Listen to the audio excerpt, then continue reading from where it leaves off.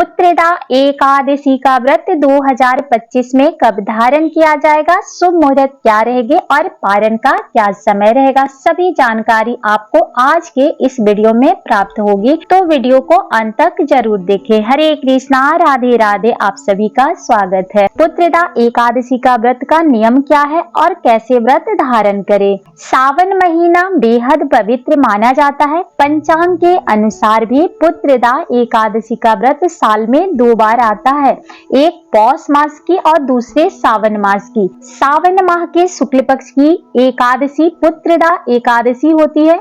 इस शुभ अवसर पर जगत के पालनहार भगवान विष्णु और साथ में माँ लक्ष्मी की पूजा करते हैं, व्रत रखते हैं। भगवान शिव के साथ माँ गौरी की भी विशेष पूजा होती है, क्योंकि ये सावन का महीना है तो सावन के महीने भगवान शिव की भी पूजा विधि विधान से होती है। तो सावन पुत्रदा एकादशी का व्रत का सही तिथि क्या रहेगा 2025 में, आइए जान लेते हैं और साथ में पूजा विधि भी जानेंगे और पारण का जो समय है उसकी भी जानकारी आपको सही और सटीक मिलेगी।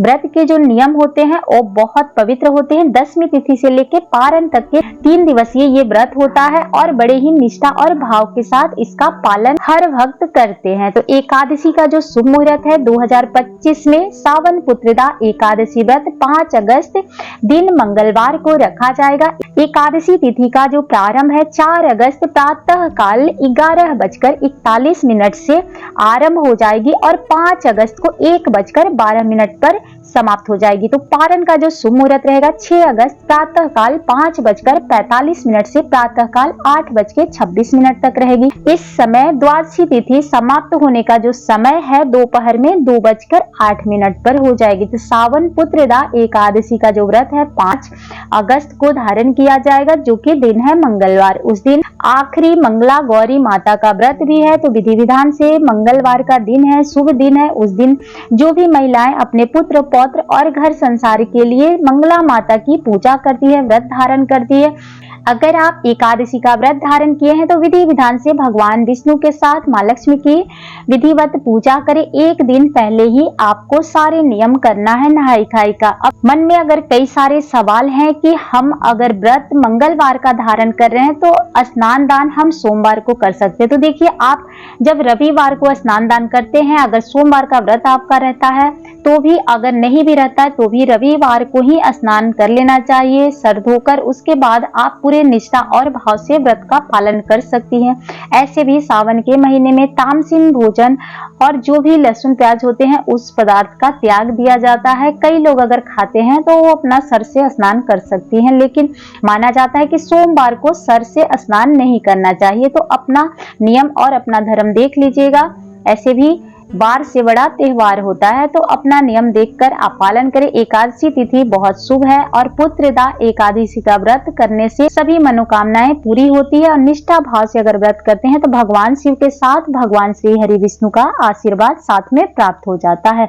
साथ में मंगला गौरी का व्रत है तो माता गौरी का भी आशीर्वाद आप सभी पर बना रहेगा। एकादशी पूजा विधि जो है, आपको सूर्योदय से पूर्व उठकर व्रत में स्नान कर ले। उसके बाद आप साफ और स्वच्छ वस्त्र धारण करके, उस दिन अगर आप लाल पीला भी वस्त्र धारण कर सकते हैं, क्योंकि मंगलवार का दिन भी है और भगवान श्री हरि विष्णु को पीले वस्त्र अति प्रिय हैं। आप धारण करके विधिवत आपको संकल्प लेकर भगवान श्री हरि विष्णु और माता लक्ष्मी की एक प्रतिमा छोटी सी चौकी पर पीला वस्त्र बिछाकर स्थापित करके विधि विधान से आपको उनकी पूजा करनी है। पीले फूल से पूजा करें। उस दिन आप चावल न चढ़ाए, क्योंकि चावल न चढ़ाई जाती है, ना ही उस दिन खाई जाती है। तो इस बात का विशेष रूप से ध्यान रखिए। तुलसी पत्र आप एक दिन पहले से ही तोड़कर रख लीजिएगा। उस दिन किसी की भी क्षति नहीं पहुंचाई जाती है, उस दिन काटना नहीं चाहिए और साथ में किसी भी वृक्ष से पत्तियां को अलग नहीं करना चाहिए। इस बात का विशेष ध्यान रखिएगा। किसी का अनादर नहीं करिएगा, किसी का अपमान मत करिएगा। उस दिन जितना समय आपको भजन कीर्तन में लगे आप भजन कीर्तन करें। भगवान श्री हरि विष्णु के सहस्त्र नाम का जाप कर सकते हैं, उनकी पूजा कर सकते हैं, मंत्रों का जाप कर सकते हैं और साथ में भगवान विष्णु की भी पूजा करें। और उस दिन मंगला गौरी माता की भी पूजा है तो मां मंगला गौरी की भी पूजा करें। बजरंगबली की आप विधि विधान से पूजा कर सकते हैं। सभी देवी देवताओं की पूजा करके आप प्रार्थना करें, आखिरी में कथा सुने और अपनी पूजा संपन्न होने पर विधि से भगवान की पूजा करने के बाद अगले दिन आपको पारण करना है। तो विधि विधान से आपको पूरी श्रद्धा और भाव से पूजा करें। अगर आप घर में लड्डू गोपाल रखते हैं तो उनकी विशेष पूजा भी जरूर करिएगा, जिससे कि आप पुत्रदा एकादशी व्रत का जो फल है शीघ्र ही प्राप्त हो जाता है। यह व्रत बहुत उत्तम है और निष्ठा भाव से करने से मनुष्य की सभी मनोकामनाएं पूरी होती है। साथ में अगले दिन दान पुण्य करके आप पारण का जो समय है उसमें पारण आप कर सकते हैं।